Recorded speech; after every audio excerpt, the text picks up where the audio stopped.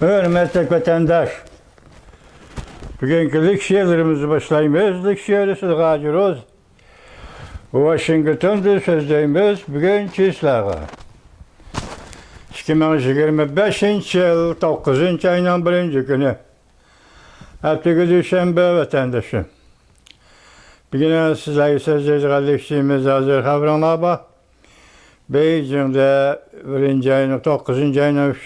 günü Harbiy parad tünügüller diyen yaki bugün 1. günü de hazır. Tianjin'de Şanghay Hamkarlık Teşkilatı'nın yığını açıldı. Bu yığınğa 26 devlet katnaştı. Hindistan'ın Modi veziri, Rusya Federasyonu Prezidenti Vladimir Putin, Amerikan Cumhurbaşkanı reisi Xi Jinping, bu 3 kişinin ekranda, YouTube'da, torbetlerde, video filmlerde suretler kayıt görüldü, kayıt görüstüldü. Qaraganda bazılar bana Xitayla alırap gidip, hazır 3 çoğun devlet birleşip, Amerika karıştırıvatıdı ya, karıştırdığı işte kılıvatıdı deydi. Ondan keyin Amerikadan narazı boğan devletler bu qatam Şanghay Hamkarlık Teşkilatı'na toplanıp Amerika'ya karşı umumu tayyorladı. Onun manisi Amerika karşı devletler kilobunu berpa kıldı deydi. Mine bu gaplarni hamiz qo'raq gaplar, ortiqcha gaplar vatandaşım. Ben bunu hech qaysam gap qilishni bilmaydigan odamlarning qilayotgan gapi ha. Vatandaş. Nima ish qildingiz? Mushu kunda 3 devlet, 2 devlet birleşip Amerika karıştırdı. Turalaydı desangiz aqlga sig'maydi vatandaşım. 8. ayının 15. gün tünügün Amerika Qo'shma Shtatları Prezident Donald Trump bilan Rusya Prezidenti Vladimir Putin sözleşti. Tamam. Bu sözde meyli kilişeligen bolsun, meyli kilişenmegen bolsun, meyli bir yerden çıkan bolsun, 2 devlet rehberinin gapları meyli çıkmasın. Lekin bu devletler bir-birde tushunish hosil qildi.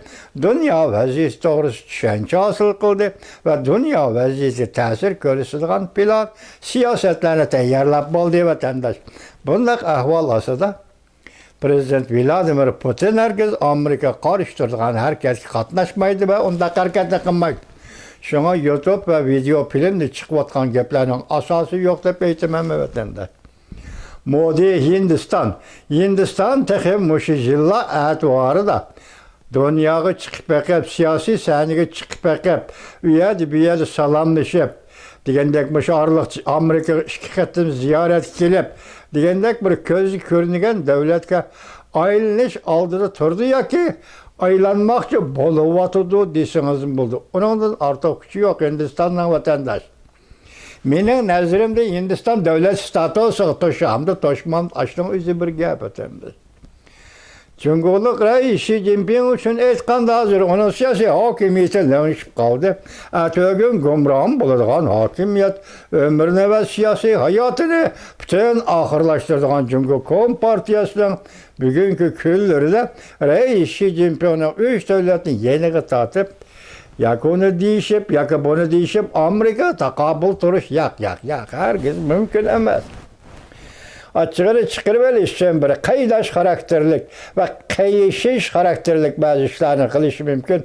Belki şunun özü del hazır şu işte kılıvatıdı deseniz bunu vatandaş. Mesela Tünügüller'den hazır veziri Hindistan'ın veziri Modi onu da bunu da biz Rusya'nın ham neftin setip alğanlığımız için Prezident Donald Trump hükümeti Hindistan'a 50% amaclı bece koydu. Biz bu tamojni becini 0%ga tushirish uchun tirishchanlik ko'rsatamiz va shunda talab qo'yamiz deydi. Bugun kechada Amerika Qo'shma Shtatlari Prezidenti Donald Trump universal matbuotda fikr qoldirib shunday dediki, vaqt o'tdi, kechikib qoldi.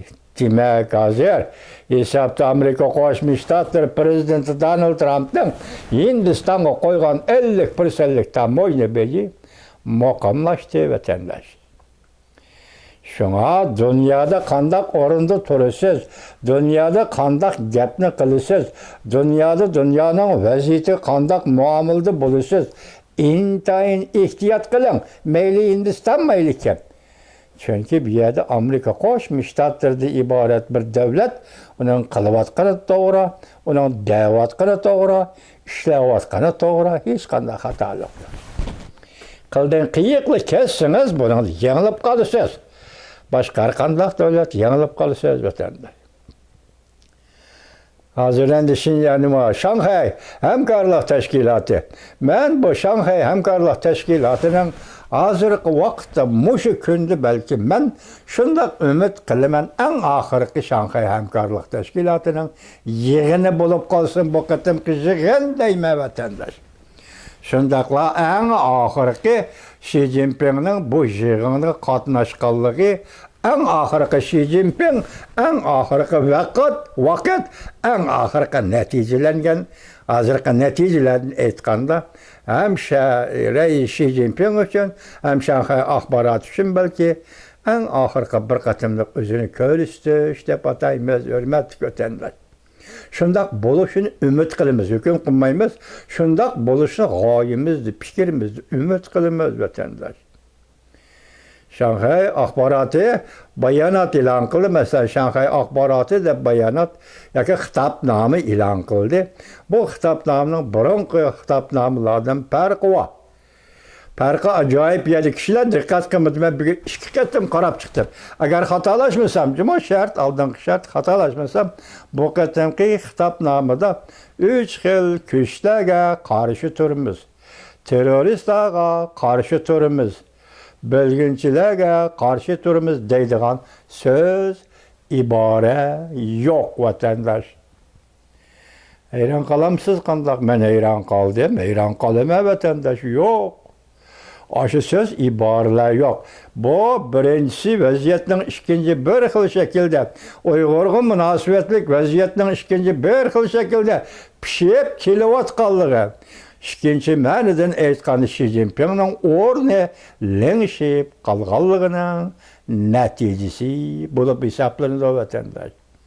Hazır sizlərə tanış bizim dostumuz Lavrnes bu hazır müşavir çıxışdan avval işlige video filmi nemi dediyseniz, hazır Amerika'da yaşayotgan yoki Amerika'da turayotgan qizil 3-chi avlod Jungo farzandlari yoki izbosarlari hazır Floridada prezident Donald Trump'dan ishxonasi uyga izlab tepib xo'sh xabar yetkazib shundoq debdiki, Xi Jinping taxtdan tushdi debdi. Endi bu gapni rostmi deb savol qo'ymayman vatandosh. Yolg'onmi deb savol qo'ymayman vatandosh. Jungoning vaziyatini sizlarga so'zlab keldik. Hozir so'zlagan so'zim bilan mushu xabarni birlashtirib qarab boqaychi. Shanxay axborotida terroristlarga qarshi turamiz, bölgünçilərə qarşı turamiz degan so'z ibora ishlatilmabdi, ham qo'yilmabdi degan so'z bilan Rais Xi Jinping hozir taxtdan tushdi degan xabarni bir-biriga bog'lab selishtirib beqinga vatandosh. Bog'lab tushuntirib beqinga vatandosh. Demek Xi Jinping'nin takdiri şu, Shanxay axborotning takdiri şu, shundoq bo'lishini umid qilamiz vatandosh. Bilamda shundoq bo'lishini umid qilamiz vatandosh. Hozir endi mushu xabarning qisqacha yozma shaklini anglab o'tayim vatandoshim. Birinchi nima deydi? Tianjin xitobnomasi Shanxay hamkorlik tashkiloti xabar 9-oyning 1-kun Erkin Osiyo radyosi Xitoy til programmasi e'lon qilindi. Xabar bundoq boshlandi. 9-oyning 1-kuni Shanxay hamkorlik tashkiloti a'zo davlatlar rahbarlari, davlat boshlig'i doimiy komitet, Shanxay hamkorlik tashkiloti a'zo davlatlar boshliqlari doimiy komitetining Tianjin xitobnomasini e'lon qildi. Mavzuliq xitobnomani e'lon qildi. Tianjin xitobnomasi deb ataladi, qisqartib, mundoq tilga ilindi. A'zo davlatlar İsrail ile Amerika'nın 2025 yılı 6. ayda İran'a harbiy hücum qilish, yadro aslalarga, jamoat aslalarga hücum qilishidan o'lim yetim ahvollari sodir bo'ldi. Bu harakat xalqaro qonun prinsiplari va Birlashgan Davlatlar Tashkilotining nizomnomasiga prinsiplari xilofdir dedi. Shanxay hamkorlik tashkiloti. Amerika bilan İsrailga shunday hujum qilsa ma'qul, xo'sh deyli. Hamas nega hujum qildi? Vatandoshim. İran nega hujum qildi? Vatandoshim. Bir taraflama davlatlarning fikr qilishimi bir taraflama bo'ladi. Dunyoviy umumiylik ichida ayrımlıq oldu, ayrımlıq ichida dunyoviy umumiylik oldu vatandosh. Agar sen dunyoviy umumiylik to'g'risida gap qilsang, Hamas to'g'risida gap qil, İsrail to'g'risida gap qil. Mana bu umumiylikni ayrımlıq orqali aks ettirib berganing bo'lib hisoblanadi. Yoki ayrımlıqdan dunyoviy vaziyatning umumiyligi nazar tashlaganliging bo'lib hisoblanadi. Nuqul aldı Amerika İsrailiyani ayblab, shu voqeani keltirib chiqargan Hamas to'g'risida gap qilmasang, İran to'g'risida gap qilmasang, bir tiyin. Sening deganlaring bir tiyinga aylangan bo'ladi vatandosh. O'xshashda xitobnomada bunday ko'rsatildi: geopolitikalik, qarang xarakterlik qarshilashish kun sayin keskinlashmoqda. Dunyoning va Shanxay hamkorligi tashkiloti raionlarining bexatarligi muqimligiga tahdid va xiris paydo qildi.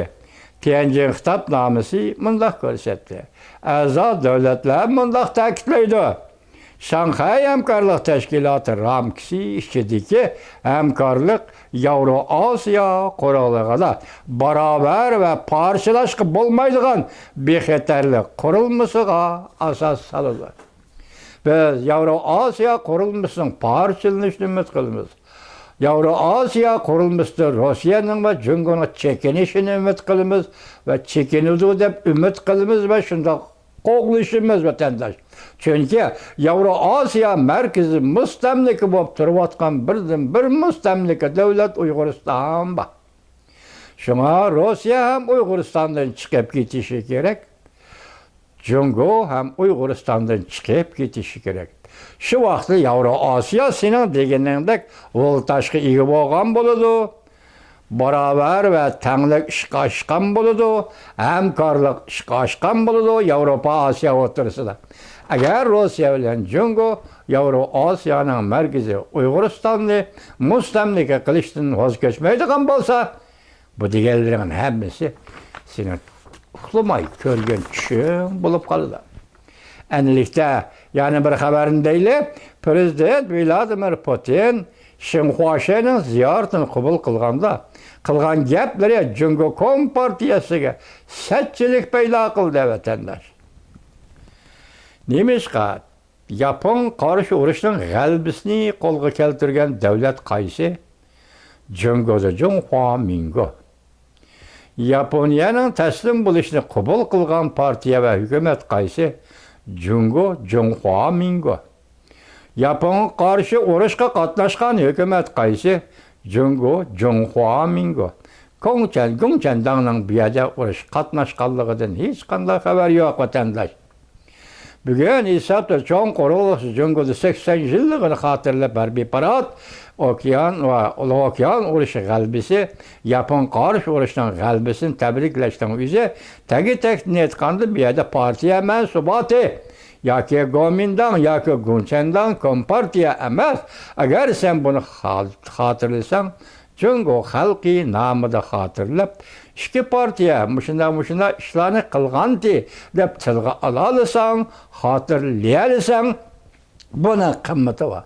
Agar sen o'z oldinga cho'g'tatib, Jungo kompartiyasi bunda qilgan edi, bunda urush qilgan edi, bunda g'alaba qilgan edi deydigan bo'lsang, buningmi yo xalqaro ta'siri bo'lmaydi. Agar bo'ladigan bo'lsa salbiy ta'sir, yo Jungo mamlakat uchun ta'sir bo'lmaydi, bo'ladigan bo'lsa salbiy ta'sir. Sening bu qatim qilayotganing dal mana mushu. Jungo kompartiyasi Yapon qarshi urush qatnashgani yo'q vatandosh. Cungo Gomindang partiyasi urush qatnashdi. Hem g'alaba bo'lsa avval Amerika qo'lga keltirdi g'albini. Amerika bilan birlikda bular taslimnomani qabul qilganda Gomindang Iroq shart Yaponiyaning taslimnomasini qabul qilishda Amerika bilan birlikda o'ltirib qabul qildi. Tarixmi shu? Yapon qarshi urushning g'alabasi va natijasi 80 yillik mana shu. Shuningdek Vladimir Putin 2000 to'xtalibdi. Biz 38-yillarda 20. asrning 250 milliard dollar qarz berib, bu pulni Jungo Kompartiyasi qo'liga olib, ya'ni Rossiyadan harbiy qurol-yarog' sotib oldi. Shunda xarjladi deydi.